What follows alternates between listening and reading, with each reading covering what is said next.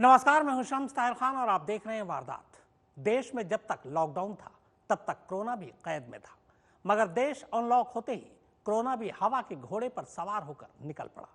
अब तो औसतन हर रोज 10,000 से ज्यादा नए मामले सामने आ रहे हैं, मगर सबसे बुरा हाल है देश के दो सबसे बड़े महानगरों मुंबई और दिल्ली का।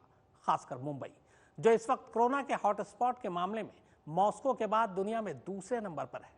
मगर कायदे से देखें तो देश भर में कोरोना के जितने मामले हैं उनमें से करीब करीब आधे मामले तो अकेले इन्हीं दो शहरों यानी मुंबई और दिल्ली में है।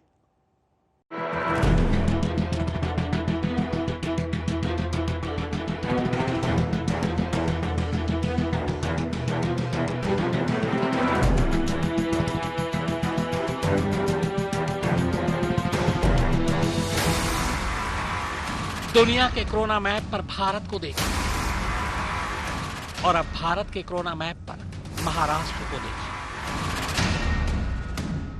और आखिर महाराष्ट्र में कोरोना के नक्शे पर मुंबई को देखिए। यानी इतना तो साफ है कि देश में अगर कोरोना ने सबसे ज्यादा तबाही मचाई है तो इसी मुंबई शहर में। अकेले मुंबई में आंकड़े 50,000 के करीब पहुंचने को, जबकि ठाणे और पुणे भी उसके पीछे पीछे तेज रफ्तार से चल रहे हैं। महाराष्ट्र की बात करें तो कोरोना के आंकड़े करीब 1 लाख के आसपास पहुंच चुके हैं। देश में कुल 3 लाख के करीब कोरोना पॉजिटिव के मामले सामने आए हैं। हालांकि अच्छी बात यह है कि उनमें से करीब 1.5 लाख ठीक भी हो चुके हैं। यानी करीब 3 लाख मामलों में अब सिर्फ 1.5 लाख मामले ही ऐसे हैं जो एक्टिव हैं।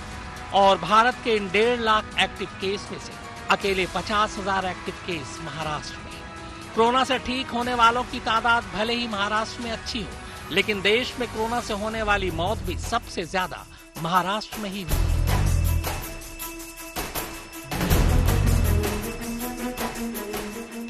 इसमें कोई दो राय नहीं कि देश के सभी राज्यों के मुकाबले सबसे खराब हालत इस वक्त महाराष्ट्र और खासकर मुंबई की है।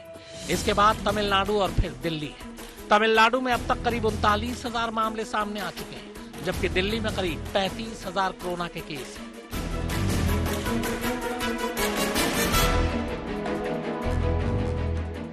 देश में कोरोना के मामलों में मुंबई इस वक्त सबसे बड़ा हॉटस्पॉट है और जिस रफ्तार से यहां औसतन रोजाना केस बढ़ रहे हैं, उसे देखते हुए डर इस बात का है कि मुंबई देश के बाद अब दुनिया में कोरोना का सबसे बड़ा हॉटस्पॉट न बन जाए।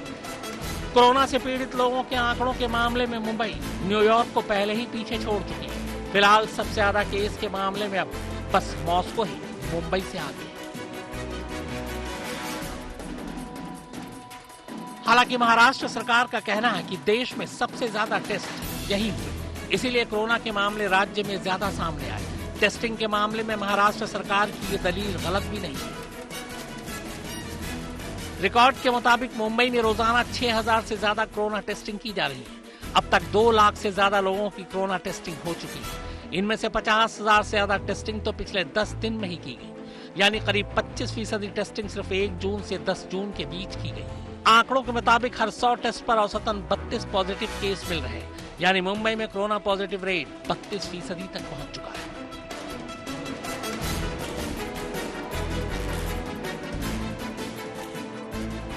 मुंबई में हुई अब तक की टेस्टिंग में एक हैरान करने वाली बात यह भी सामने आई कि यहाँ कोरोना के कुल मामलों में युवाओं की अच्छी खासी तादाद है, जबकि बुजुर्गों की तादाद कम है।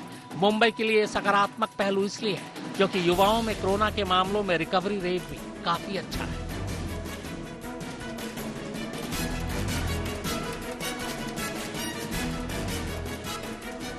दुनिया के दूसरे महानगरों से मुंबई की तुलना करें तो मुंबई की तरह अमेरिका की भी आर्थिक राजधानी न्यूयॉर्क कोरोना से सबसे ज्यादा प्रभावित हुई है। हालांकि अब न्यूयॉर्क में नए मामलों की तादाद कंट्रोल में है। हालांकि न्यूयॉर्क और मुंबई की आबादी में काफी फर्क है। मुंबई की आबादी लगभग 1,85,00,000 है, तो वहीं न्यूयॉर्क की आबादी 84 लाख के करीब।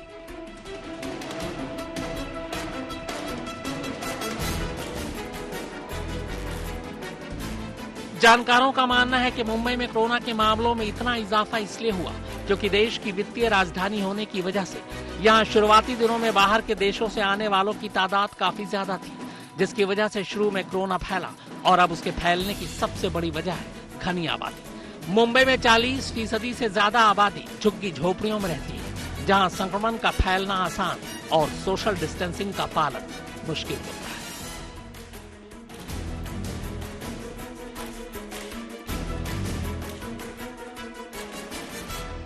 शुरुआत में ही कोरोना के इतने मामले इस शहर में आ गए कि सरकार और मैनेजमेंट को संभलने का मौका ही नहीं मिला। पहले इस खतरे को इतना बड़ा आंका भी नहीं गया था। वैसे कोरोना की असली माइंस तो बिछी है मुंबई की सबसे पुरानी और दुनिया की सबसे बड़ी झुग्गी बस्ती धारावी। सुप्रतीम बनर्जी और फारूक माब हैदर के साथ शम्स ताहिर खान, आज तक। मुंबई में दुनिया की सबसे बड़ी झुग्गी बस्ती धारावी में बढ़ते कोरोना वायरस के मामलों ने न सिर्फ महाराष्ट्र सरकार बल्कि केंद्र सरकार को भी चिंता में डाल दिया है। आखिर धारावी में कोरोना के इतने मामलों की वजह क्या है और क्यों यह वायरस इन झुग्गियों में सबसे ज्यादा खतरनाक है? मॉनसून से पहले धारावी के लिए की जा रही डराने वाली भविष्यवाणी और भी डरा रही है।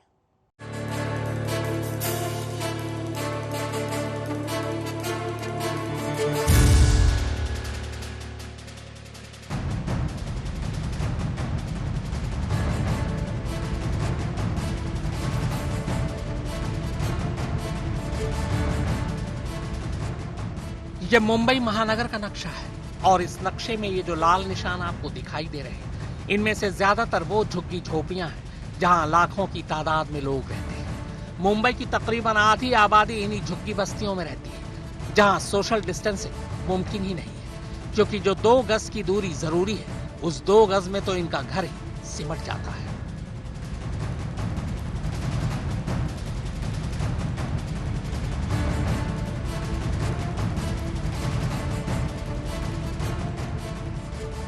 एरिया के हिसाब से ये झुग्गी झोपड़ियां भले ज्यादा जगह न घेरती हो, मगर आबादी और कोरोना के लिहाज से ये जगह किसी टाइम बम से कम नहीं है। जो फूटा तो देश में कोरोना का मीटर टूट कर बिखर जाएगा। इन सभी झुग्गियों में मुंबई की सबसे पुरानी झुग्गी है धारावी। इसीलिए स्वास्थ्य विभाग और राज्य सरकार के साथ साथ केंद्र सरकार के लिए फिलहाल धारावी सबसे बड़ी चिंता बनी हुई है, जो न सिर्फ एशिया बल्कि दुनिया का सबसे बड़ा स्लम एरिया है।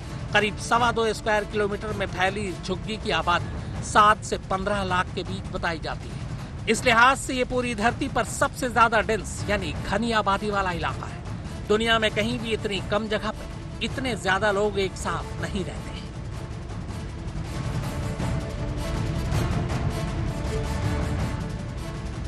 यही वजह है कि हेल्थ एक्सपर्ट्स बार बार ये कह रहे हैं कि अगर ये वायरस इन झुग्गियों में तेजी से फैला और उसने 30 से 40% लोगों को भी अपना शिकार बना लिया तो ये काफी नुकसानदायक हो सकता है।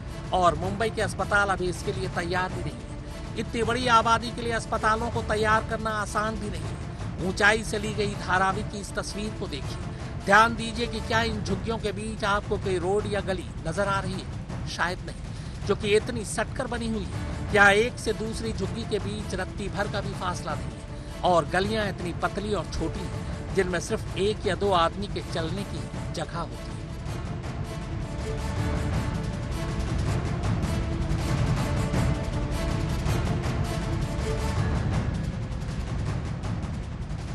जानकारों का कहना है कि घनी आबादी होने की वजह से यहाँ एक इंसान रोजाना औसतन 30 लोगों के संपर्क में आता है। इसलिए यहाँ कोरोना दुनिया में किसी भी जगह के मुकाबले सबसे ज्यादा खतरनाक हो सकता है। और कॉन्टेक्ट ट्रेसिंग यानी एक व्यक्ति किस किस से मिला और वो व्यक्ति और किस किस से मिला, ये पता करना तकरीबन नामुमकिन है।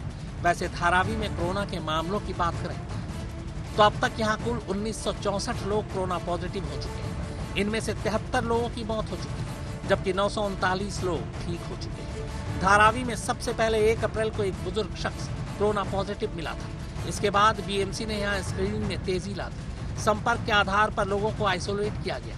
10 जून तक के आंकड़ों के मुताबिक धारावी में 3,60,000 से ज्यादा लोगों की स्क्रीनिंग की जा चुकी है। हाई रिस्क इलाकों को सील किया गया है। तकरीबन 8,500 लोगों को प्रशासन के क्वारंटीन सेंटर भेजा गया है। वहीं 38,000 लोगों को उनके घर में क्वारंटीन कर दिया गया है।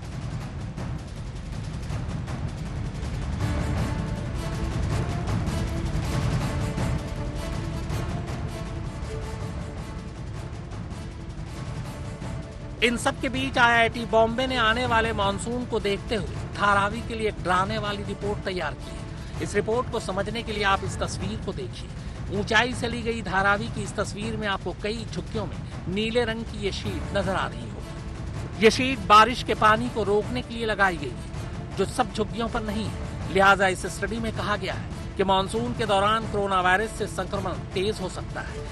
ह्यूमिडिटी यानी नमी बढ़ने पर मौसम में कोरोना वायरस ज्यादा वक्त तक जिंदा रह सकता है, जिसकी वजह से खांसी या छींक के ड्रॉपलेट्स सूखने में वक्त लगेगी। जाहिर है, इससे संक्रमण और फैलने की आशंका है।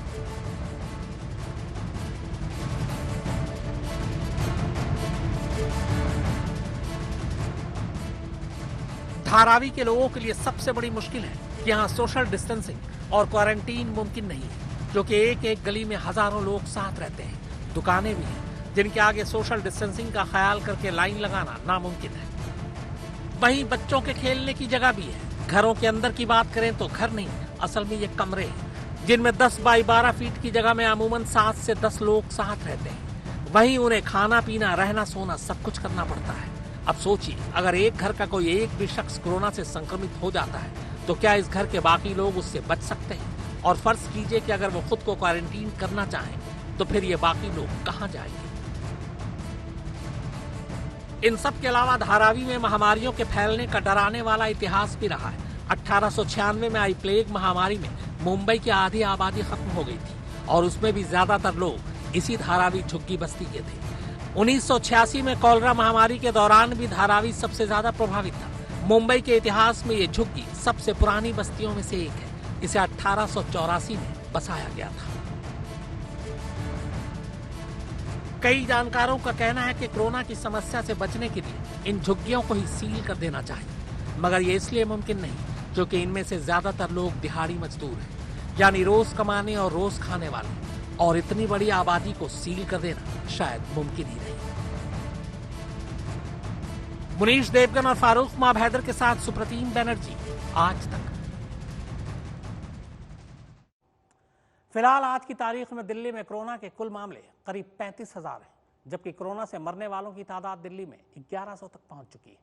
एक दिन में सबसे ज्यादा 1877 नए मामलों का रिकॉर्ड भी दिल्ली के नाम है। पर मामला यहीं खत्म नहीं हो जाता। असली चुनौती तो जुलाई की है। अनलॉक होते ही दिल्ली में मानो कोरोना भी खुल गया हो। 11 जून को एक दिन यानी सिर्फ 24 घंटे में राजधानी में कोरोना के रिकॉर्ड 1877 नए मामले सामने आए थे। इतना ही नहीं, पिछले 2 हफ्ते से हर रोज दिल्ली में कोरोना के औसतन 1200 से 1500 नए मामले सामने आ रहे हैं। दिल्ली में अब तक कोरोना के कुल 34,687 मामले आ चुके हैं। 1,085 लोगों की मौत हो चुकी है। कोरोना से ठीक होने वालों की तादाद 12,731 है। दिल्ली में अभी भी 20,871 एक्टिव केस हैं।